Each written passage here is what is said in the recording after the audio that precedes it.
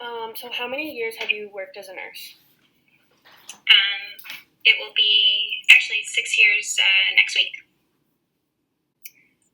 What was your inspiration for this career choice? I wouldn't say I was inspired to be a nurse like some people. I didn't grow up always wanting to be a nurse. I think a lot of it had to do with the financial crisis and the economic climate I was entering into when I was graduating college. And it's a stable career, and my grandmother was a nurse, and she always seemed so proud of that. So I started considering it. What is the most exciting aspect of your job? I work in the emergency department, so I like that there's something new every single day, whether it's a new kind of patient or there's different areas within the emergency department you can work in, and I learn something almost every single shift. How long is your usual shift, and what are your thoughts on working long hours? I work 12-hour shifts, usually. I guess I have mixed feelings. I think that it's important sometimes for nurses to have, those 3 or 4 days off a week that regular people don't have, sometimes to kind of recover emotionally, but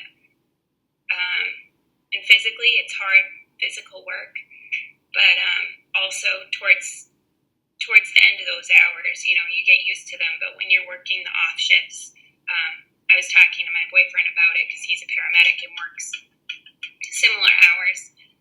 Sometimes you just hit a wall where you're human too, and you lack coping mechanisms. At 4 a.m. when things start to go wrong and the computer doesn't work, or you have a difficult patient, you have to keep your cool, but inside you're like, ah.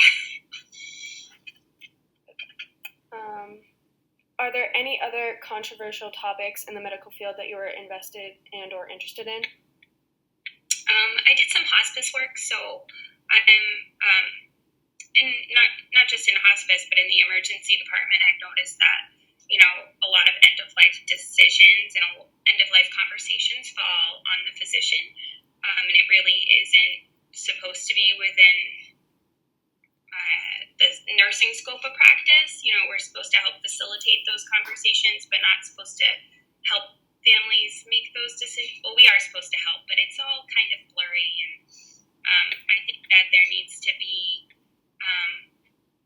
a little bit more push for nursing and physicians to have those conversations with families and talk about quality of life, and not always just instinctively save everyone. Some people, the most dignified thing that they can do is to accept what might be reality and say goodbye in a peaceful way, and maybe go home.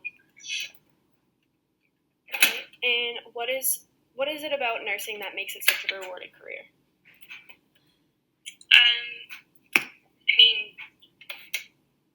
You're not just saving lives. That's obviously rewarding when you feel like you saved somebody, but just being there for people when they're in their worst possible moment, and a lot of people feel alone, and a lot of people don't have the family support systems that you and I have, and just being that one person that can tell them it's okay and be safe for them.